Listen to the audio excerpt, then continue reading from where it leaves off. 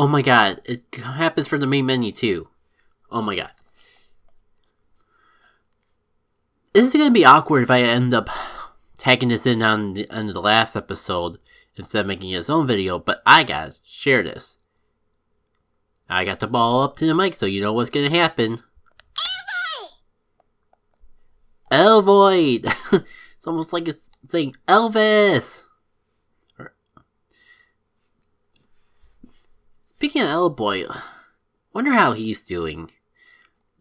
I think he was either like someone I know from a forum, like from a gaming forum, or no. Wow, I'm an idiot. I'm mixing it up with honestly probably a different Elboy, but I'm thinking Elboy was one of the guys that helped me run Great Moments of LPing back when I was involved with it. See, well, Yuki handles it now, but back at the time, I think Elboy was one of the guys that... It was a 3-man project. It started out with Elboy actually founding the channel, and like, he was gonna just retire it, and I had way too much spare time at the time. It's like, so, I mean, he was gonna just retire the channel at the time, and I wanted to be a little bit more involved with the Let's Play community anyway, so I think like, but I definitely didn't want to take on a whole channel like that of just like showcasing other people's content. So like, think me, him, and press 1L to P kind of took over running the channel together instead of just like him retiring the channel completely. Then people started getting too busy, or like he got too busy, I think. So we tried to find like a third person just to keep the whole because we like the concept of it being a channel run by 3 different people. It made it easier on all of us to split the work. So we tried to find someone else to handle it, and Yuki Mizumo was like a fan of the channel at the time. I forget exactly why we went out to reach to her, beyond the fact that she was willing to do it, and eventually we all went on with our lives, and she just kind of took over the channel, made her own thing. But if you haven't checked out Great Moments in LPing, it's worth checking out. Like, you really get a taste of the culture I grew up with just from watching that channel. It's basically like a clip montage of just highlights of Let's Play channels and all that. So it's a good way to get a taste of what the Let's Play community is like, especially like the moments of the bigger YouTubers in our community. Like, I don't think you'll really find too many PewDiePies or that, whatever, just only because like it was built on the concept of the Let's Players that we really paid attention to, which were people like Chugga Conray, Nintendo Capri Sun, Proton John. But I feel like things like Game Grumps have made it on the clips on that in time, and she does try to feature some of the smaller channels out there sometimes too. So, but I think like they got a whole system that like I haven't been a part of, really been a part of the community of Great Moments in LPing for several years. So you're probably better off just checking out the channel for yourself, or even checking out Yuki Zumo on Twitter and asking her how Great Moments of LPing works these days. Like, they have like a community voting. They definitely have a community submission system, and they might even have like a community voting system.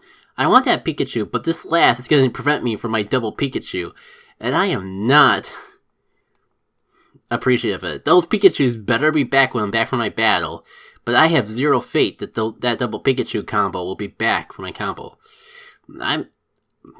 Ever since all these Pikachus started showing up everywhere, I just decided to do a whole Pikachu chain, and I promised I was going to get... What's her name again? I'm dumb. Medley. I was going to give Medley a chance to shine in the sun, but it's a level 4 Pidgey. Might as well have Rattata just do his thing and quick attack it. This is like a bit of a tangent, but I always did want to use a Rattata in playthrough. But it's like one of those really route Pokemon that, like, I say, this is going to be the playthrough, that I keep this thing to the end, and then, like, it magically disappears from my team about halfway through. Which is kind of sad. I don't really consider myself a person... I consider myself a person who's willing to try, less popular Pokemon. Like, I believed in being able to get through the single player game without using strong Pokemon, yet there's some Pokemon that I just can never keep. Rattata comes to mind, and frickin' Ladybug. Well, you know, both Pikachus are there after all. I don't care if I'm getting over level. I want to keep this Pikachu chain going. Why? It just seems like it would be funny. The other Pokemon that I always want to use in a playthrough, but never do, is Ladybug. I think I tried using Layyan in Pokemon Coliseum once or twice, and the issue with Ladybug is, like, it's so bad that even, like, using casually, you notice it kind of lagging behind the rest of your team, when, like, normally a weak Pokemon can get you through the game just fine, but, like, with things like Ladybug, you notice that there's an issue. I think Spinarax, a Pokemon that I really want to use in a playthrough. Tried it a couple times with Pokemon XD, and it's never really worked out. But I think my latest attempt to use Ladybug was in Ultra Sun, Ultra Moon, and I did mention in a previous part that I kinda fell out of the main series Pokemon games after Ultra Sun, Ultra Moon. I never finished the game. Like, I don't think I ever got too far past the second island. So, Ladybug just has an unfortunate situation of never working out on a team. Yeah, I keep telling myself, someday I'll use a Ladybug. If you never looked at the stats of Ladybug, look at the stats of Ladybug, and maybe you won't blame me for the issues I've been having. And I swear to God, you frickin' Pikachu, if you run when all the others were so easy to catch, just to ruin my catch combo. There we go, you little stickin' rodent. Now you'll stay there for all of eternity. So my game plan, as short as this is to finish up this route. Because it'd probably be smoother for the episode if I end off going into Viridian Forest, and honestly, I kind of feel like the last episode got cut off a little short just because I was working on borrowed time for my recording session. So I'm just going to finish this up here. Just in case the last recording session of mine was too short. If it's too long, I'll just plop it at the start of the next episode, which will be this episode for you guys. So, like, this is more just behind the scenes, and if you're not following closely, you'll just get all confused. But point being, I'm finishing up the Viridian Forest. You will not be able to close the video until I finish Viridian Forest. Well, I mean, like, you can close the video, but I will not end the video till we get through Viridian Forest. And we have no special attackers on this entire team. So this may finally be a chance for Medley to shine, because I keep forgetting to swap Pokemon.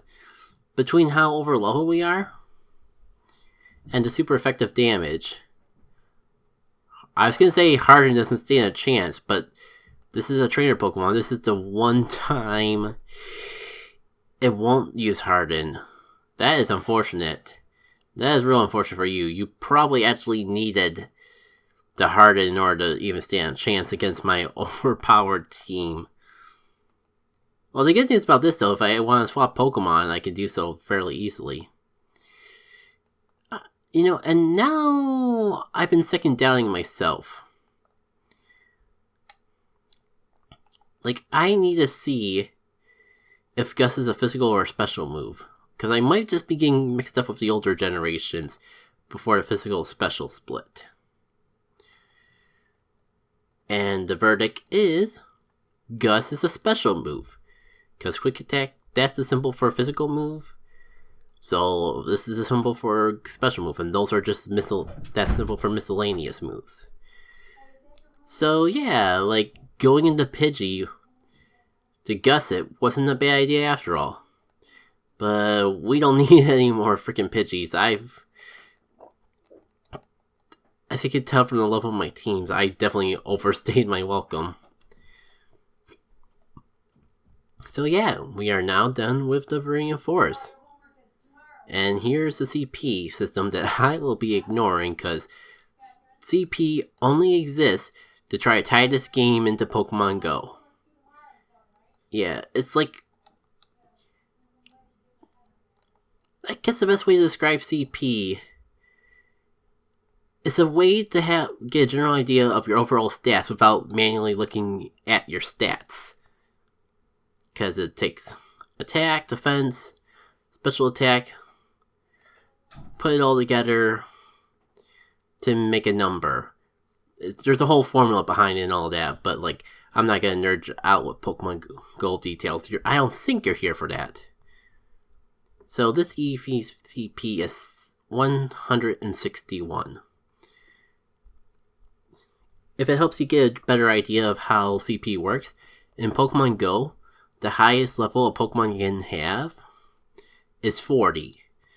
And like, a really powerful, one of the most powerful Pokemon, or at least that has the highest CP, would be between Mewtwo and Slaking.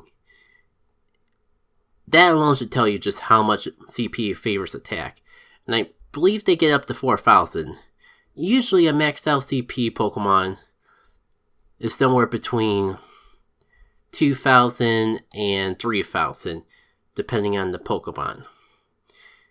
So, I think I just blabbled enough along. Let's go. Oh, Procrastinati!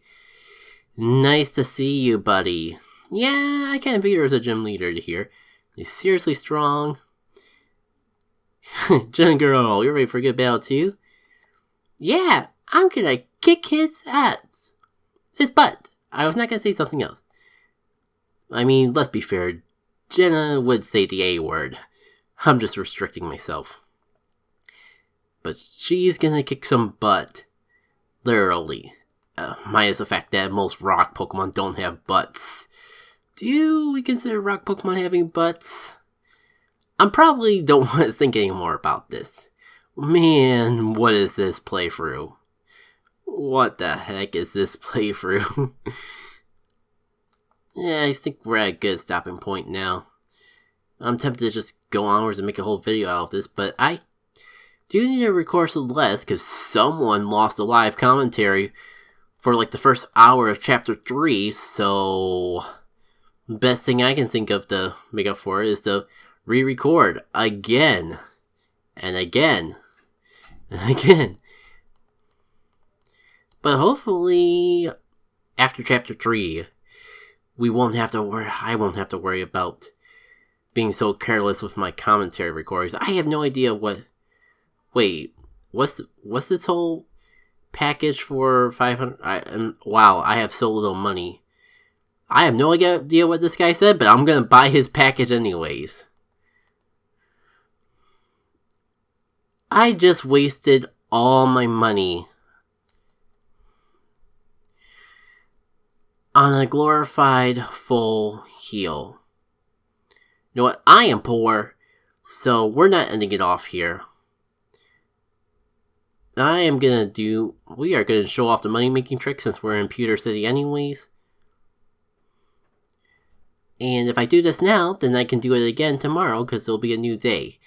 This fine lady here has a slowpoke that she needs to babysit. And every day, in real time, based off your Switch clock, in case you want to get any ideas to try and manipulate the system, you have this lady with her slowpoke, and if you watch her slowpoke, you get a big pearl. You can sell this big pearl for like 10,000 Pokies, I believe. And that is pretty much how I grind money to have Pokeballs to like catch all my Pokemon out of the Pale Park. It'd probably be easier to go for the Elite Four, but that requires actually committing time into this game. Yeah, let's go sell off our good old Big Pearl to see just how much it is. And then I can actually go record Celeste. I feel pretty confident though once I do this, you can actually move forward in the game. Plus I have a huge bulk upload, like, I have at least tried every single B-side in Celeste at this point, even though that by the time you're seeing this, I'll probably only be on like chapter 2's B-side. Okay, I overestimate how much Big Pearl is, but it's 4,000, which is a lot of money this early on in the game. That's like so much money we can just waste on all of our Pokeballs again.